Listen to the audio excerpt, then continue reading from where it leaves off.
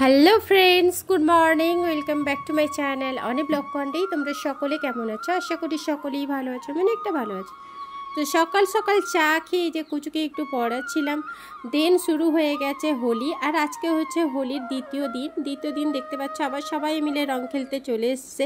তাই ভাবলাম একটু লুকিয়ে ভিডিও করে নিই, কারণ ওরা তো ক্যামেরার সামনে আসতে ভীষণই লজ্জা পায়। যাই হোক, এরপর সকাল সকাল দাদা দেখো অনেক সবজি পাঠিয়ে দিয়েছে, টাটকা টাটকা সবজি। তো সবজিগুলো একটু তোমাদের দেখিয়ে দিলাম। আর বাজারে না সবজির দাম অনেক কম, আমাদের সেন্ট্রালে যা দাম তার হাফ হচ্ছে কাঁথিতে। মানে কাঁথি শহরে সবজি, ফল, মাছ সব কিছুই কিন্তু অনেকটা কম প্রাইসে পাওয়া যায়, যেটা অন্যান্য জায়গায় বা লোকালিটিতে তার মানে বেশি পরিমাণের দাম নেয়। তো এই যে দেখতে পাচ্ছ নিম পাতা বাড়ির গাছের, আর টমেটো বাড়ির গাছের। ছাদে যে কটা বাঙ্কিতি গাছ লাগিয়েছে ওইখান থেকে কয়েকটা টমেটো বেরিয়েছে। যাই হোক, এখানে দেখতে পাচ্ছ শুশনি শাক খেতে আমার ভীষণই ভালো লাগে।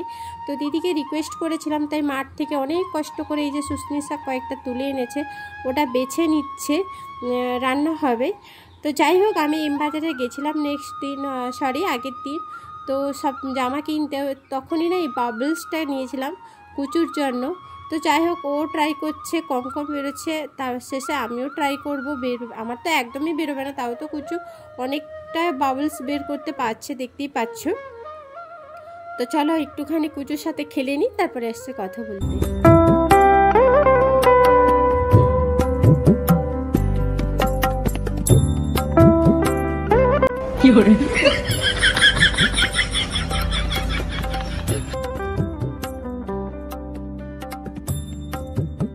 কি করে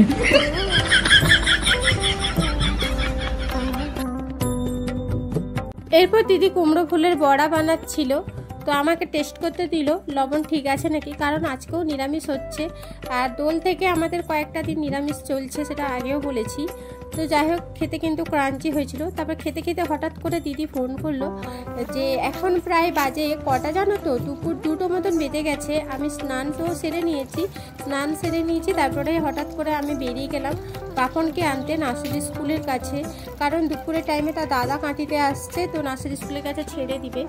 আর আজকে যেহেতু হোলি, আর অনেকে ঘোরাফেরা করছে, আর পাপনের একটু অ্যালার্জি হয়েছে, ওই কারণে ওকে একটু সাবধানে বাড়ি নিয়ে আসতে হবে। তো দেখতেই পাচ্ছ আমি যাচ্ছি, রাস্তাতে ফাঁকা দেখো গাইস, আর এত পরিমাণে রোদ আর গরম লাগছে কি আর বলবো। যদিও স্নান করেছি, হালকা হালকা গরম লাগছে, আর তার সাথে দেখতেই পাচ্ছ ফাঁকা রাস্তা। তো যাই হোক, চলো আমাদের সঙ্গে থেকো, দেখতে থেকো আমি কতক্ষণ ওয়েট করছি না করছি। তো দেখতে থাকো এবং সঙ্গে থেকো।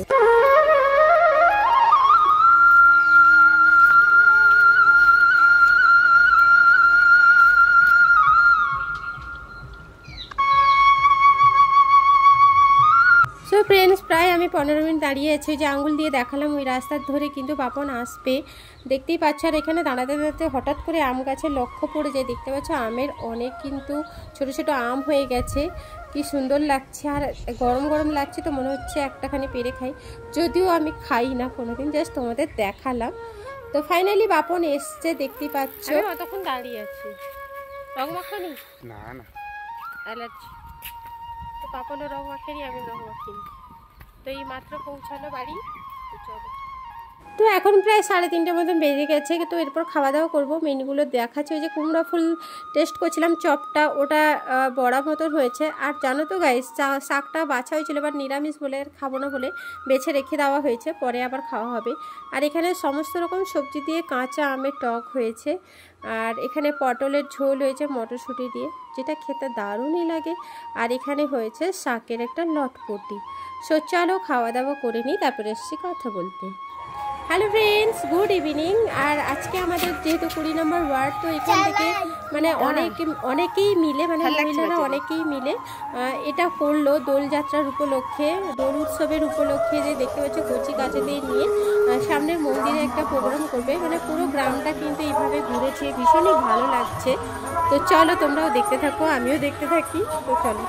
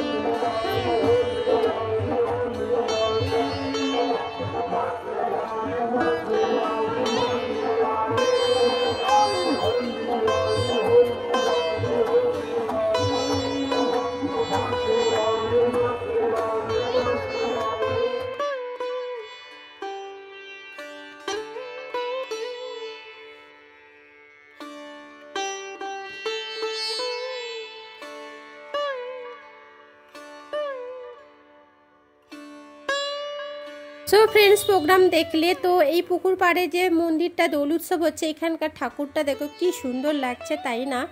তো যেহেতু এখানে ভিডিও করতে এসলাম, ভাবলাম তোমাদের একটু ঠাকুরের দর্শন করে দিই। রাধা কৃষ্ণের অপূর্ব কিন্তু করেছে, এখানে কিন্তু প্রোগ্রামও হচ্ছে। তো চলো একটুখানি ঠাকুর দর্শন করিয়ে দিই। তো আজকে যেহেতু এর উপলক্ষে প্রসাদ বিতরণ হচ্ছে, তো আমার বাড়িতেও প্রসাদ দিয়ে গেছে। তো খিচুড়ি প্রসাদ করেছে, আর খিচুড়ির প্রসাদটা ভীষণই সুস্বাদু ছিল। তো চলো একটুখানি তোমাদের খুলে দেখিয়ে দিই খিচুড়ি প্রসাদটা।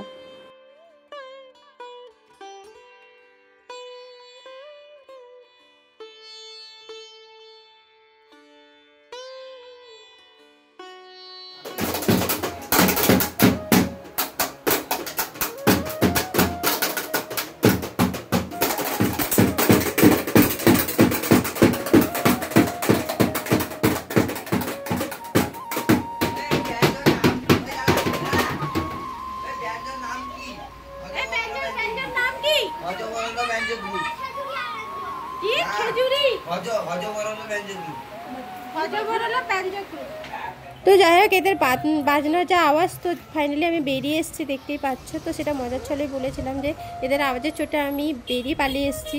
তো যাই হোক, আমি কিন্তু পার্লারে চলে এসেছিলাম। অনেকদিন ধরে হেয়ার স্পাটা করা হচ্ছিল না, তাই আজকে দেখো আমি হেয়ার স্পাটা করে নিলাম।